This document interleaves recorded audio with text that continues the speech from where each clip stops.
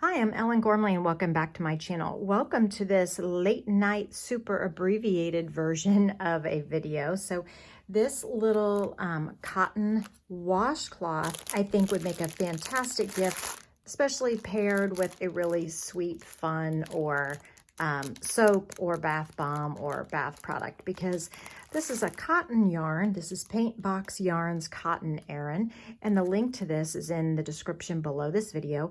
And I've used, it took me obviously about, I could probably make 2 out of this, maybe even 3 of these big face size, hand size washcloths. So cotton is very durable. This is a really soft one.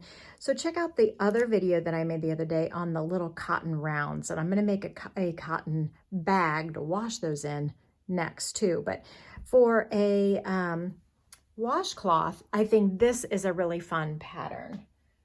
So let's get started. I'll show you coach you. I'm going to coach you on how to do this one rather than stitching the whole thing.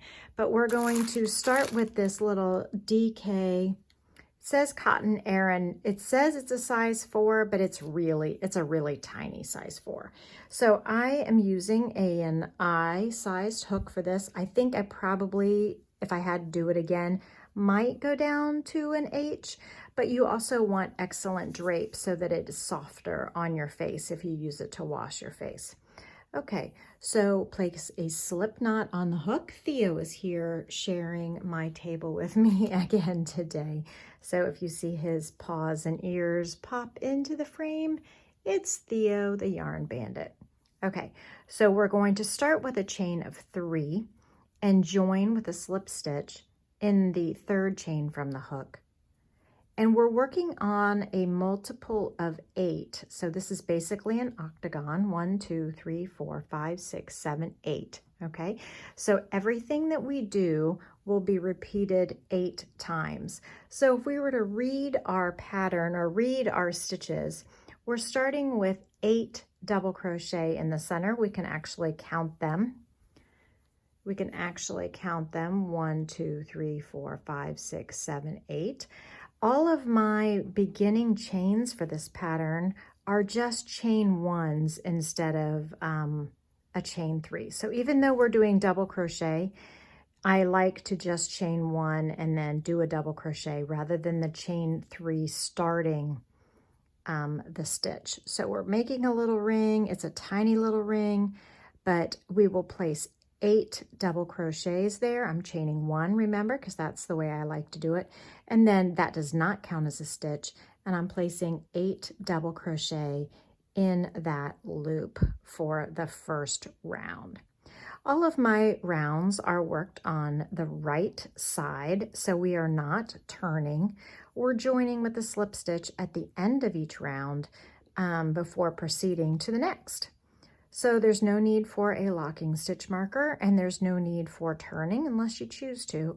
But generally when I work motifs, I tend to work them all on the right side, or the public side, or the side you're gonna, there's like a definite right side and a wrong side.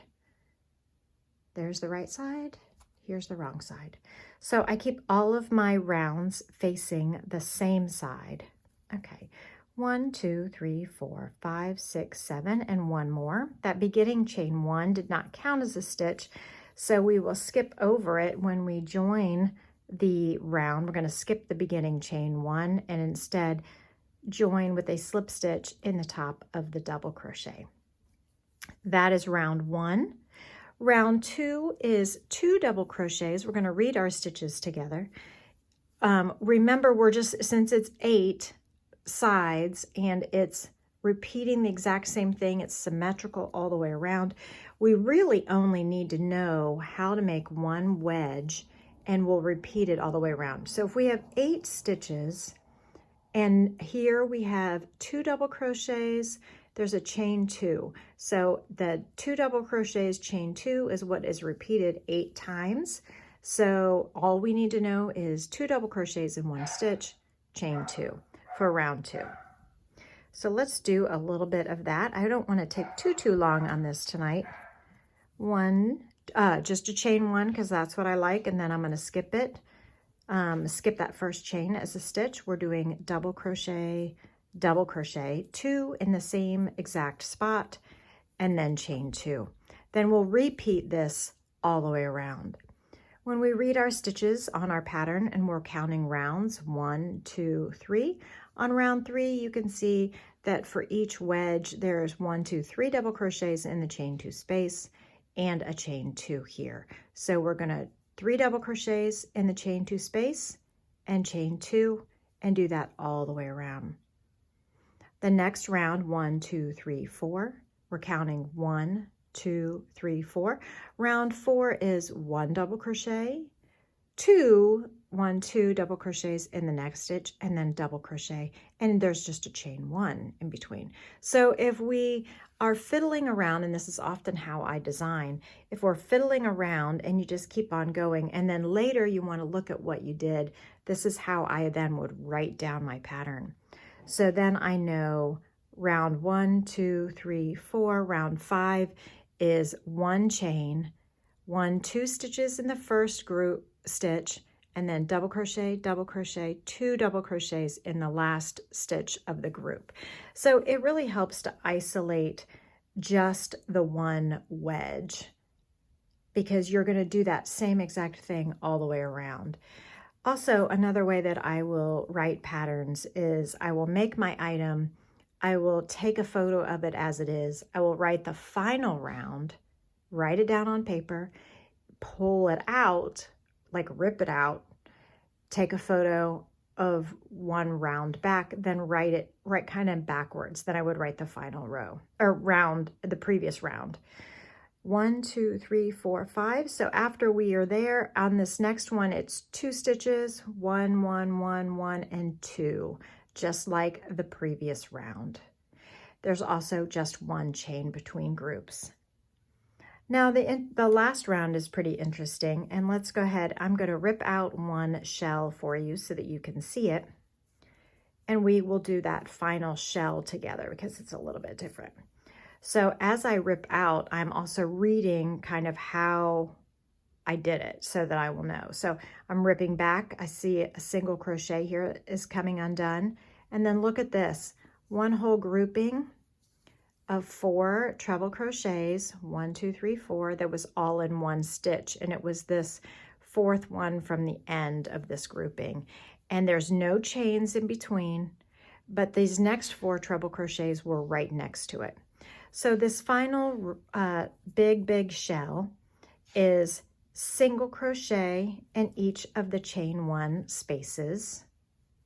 Okay, single crochet in the chain 1 space, then skip 1, 2, 3, and in the 4th stitch that's already puckered because I had already used it, I'm going to place 4 treble crochets. So treble crochets, as you know, are yarn over twice, 1, 2, skip 1, 2, 3, and in the 4th one, place 4 treble crochets. So 1, 2, 3, and 4. So, and then in the next stitch, we will place 4 more treble crochets in the next stitch so that this shell spans feet that go in 2 stitches that are side by side, and then we're skipping a few stitches and single crocheting in the chain 1 space, and that's what creates this big shell looking thing around the edge, petal even, but it actually uses the 2 stitches there. So then we're going to skip 1, 2, 3 stitches and single crochet in the chain 1 spot. Okay, and then the beginning of the round is right here. So there's just 8 single crochets in the entire round and 2 groups of 4 for each petal times 8 times around treble crochets for there. Then we'll fasten off and weave in the end and make sure it's nice and soft. Maybe wash it with some baby or sensitive skin type gentle laundry soap, and pair it with a really pretty little cute bar of soap, and it's an awesome holiday gift that you can whip out in no time flat. And in one ball, you could probably make 2 or 3 gifts. So it's very economical depending on how much you want to spend on a cute bar of soap. But I think it's a great teacher gift, or a coworker Secret Santa gift, or something like that. So I hope you've enjoyed this video, and I will see you on the next one. Please go like and subscribe and click the next video to keep on watching. Bye.